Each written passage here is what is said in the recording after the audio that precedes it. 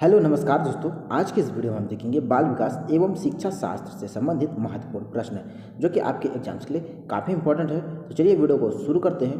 पहला क्वेश्चन दिया है, माँ के गर्भ में बच्चा विकसित होकर परिपक्वता प्राप्त करता है। तो चार ऑप्शन दिया है, 180 दिन तक, 295 दिन तक, 290 दिन तक या फिर 305 दिन तक। देखिए इस प्रश्न का जो राइट आंसर है ऑप्शन एक हो जाए 280 दिन तक। माँ के गर्भ में बच्चा विकसित होकर परिपक्वता प्राप्त करता है 280 दिन तक। चलिए नेक्स्ट क्वेश्चन में।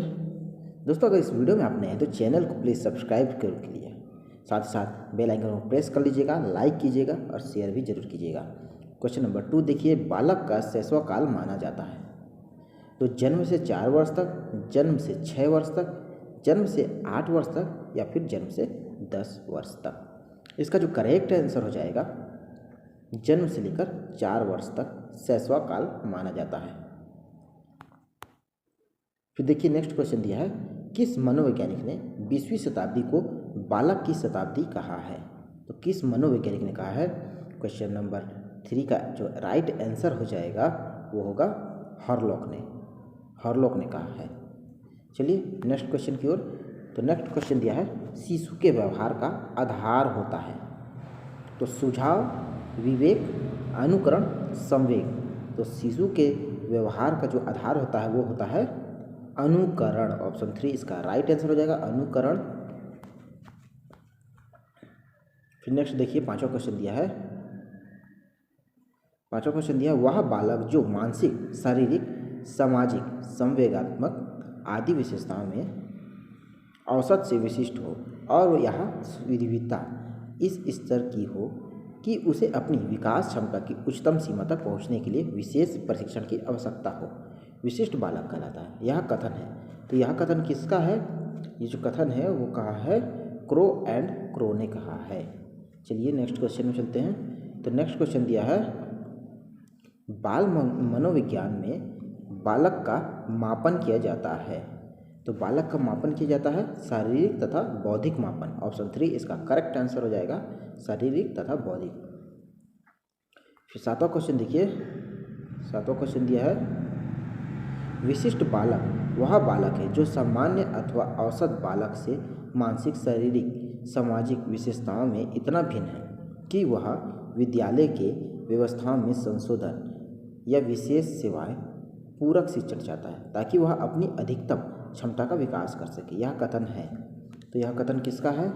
यह कथन है क्रिक का। ऑप्शन 1 क्रिक का। फिर नेक्स्ट क्वेश्चन देखिए, एक प्रौढ़ व्यक्ति में अस्थियों की संख्या होती है। तो प्रौढ़ व्यक्ति में जो अस्थियों की संख्या होती है वो होती है 206 होती है। ऑप्शन 2 इसका राइट आंसर हो जाएगा। चलिए नेक्स्ट क्वेश्चन को देखते हैं। तो निम्न में से किसे मनोविज्ञान का पिता माना जाता है। तो मनोविज्ञान का पिता किसे माना जाता है। फ्रायड को, डाल्टन को, रॉस को या डार्विन को। तो किसे माना जाता है। आंसर होगा फ्रायड को माना जाता है, मनोविज्ञान का पिता फ्रायड को। फिर देखिए नेक्स्ट क्वेश्चन दिया है, 1905 में बुद्धि परीक्षणों का निर्माण करके बालक की बुद्धि क्षमता का पता लगाया। किसने लगाया। तो इसका आंसर होगा अल्फ्रेड बिन्ने ने। डाल्टन मनोविज्ञान की किस विधि के जन्मदाता है। तो डाल्टन जो है मनोविज्ञान की किस विधि के जन्मदाता है। इसका करेक्ट आंसर होगा मानसिक मापन विधि के जन्मदाता हैं। बच्चों में अपराध प्रवृत्ति के विकास का कारण है। तो क्या कारण है। दिवा स्वप्न देखना। ऑप्शन 3 इसका करेक्ट आंसर हो जाएगा। फिर देखिए अगला, प्रत्येक बच्चे में सीखने की क्षमता होती है। तो प्रत्येक बच्चे में जो सीखने की क्षमता होती है वो होती है अलग अलग होती है। ऑप्शन 1 इसका राइट आंसर हो जाएगा, अलग अलग। निम्न में से कौन बाल मनोवैज्ञानिक से संबंधित है। तो बाल मनोविज्ञान से किसका संबंध है। तो उपरोक्त सभी का है, स्मिथ का, थॉमसन और हॉरलॉक, इन सभी का संबंध है। वैचारिक द्वंद्व चलता है। तो वैचारिक द्वंद्व चलता है किशोरावस्था में। सीखने की प्रक्रिया में महत्वपूर्ण स्थान है। तो सीखने की प्रक्रिया में महत्वपूर्ण स्थान है बुद्धि स्तर का। ऑप्शन ए इसका राइट आंसर होगा बुद्धि स्तर का। मानव जन्म लेता है, तो मानव जन्म लेता है किसमें? एक विकासशील प्राणी के रूप में, विकासशील प्राणी के रूप में।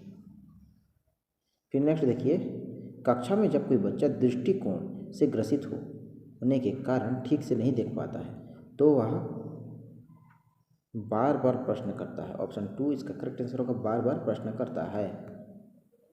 फिर देखिए, कौन सी भिन्नता के कारण बच्चे सामान्य अपराजित की कोटि में आते हैं? तो इसका राइट आंसर होगा आयु की भिन्नता के कारण। ऑप्शन 2 आयु की भिन्नता के कारण।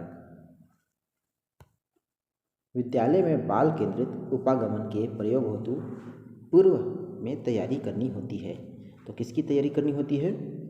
ऑप्शन 2 शिक्षक को तैयारी करनी होती है। अस्थि दोष से ग्रसित बच्चों के देखने एवं सुनने की क्षमता होती है बहुत कम, बहुत अधिक, सामान्य बच्चों की तरह, अनिश्चित। इसका आंसर होगा अनिश्चित। ऑप्शन 4 अनिश्चित होगा इसका आंसर। चलिए नेक्स्ट क्वेश्चन में देखते हैं, संवेगात्मक विकास का अनोखा काल है, तो कौन सा काल है? इसका जो राइट आंसर होगा बाल्य अवस्था। ऑप्शन 2 बाल्य अवस्था। शिशु मानसिक रूप से परिपक्व न होने के कारण सीखता है, तो क्या सीखता है? ये सीखता है स्थूल वस्तुओं के सहारे सीखता है। शिशुओं को शिक्षा देने का माध्यम होता है, तो कौन सा माध्यम होता है?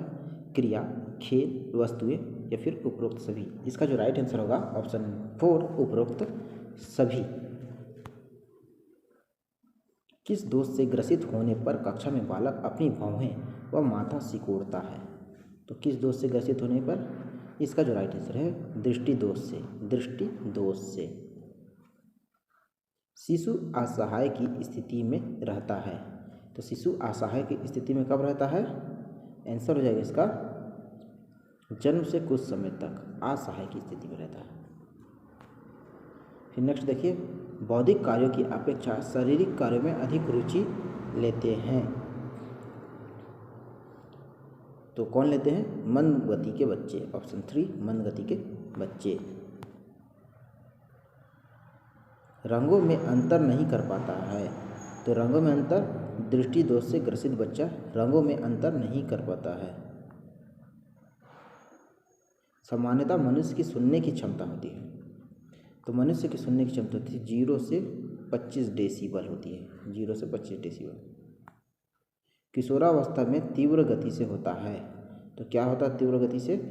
इसका आंसर होगा शारीरिक विकास होता है, शारीरिक विकास होता है।